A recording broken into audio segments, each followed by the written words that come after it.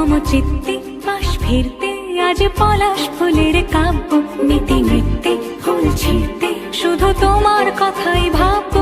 আজ হাওয়া বেপরোয়া দিল সন্ধে পাখির ঝাঁক, এই বিকেল আর বেল ফুল হৃদ মাঝারে থাক নীল দিগন্তে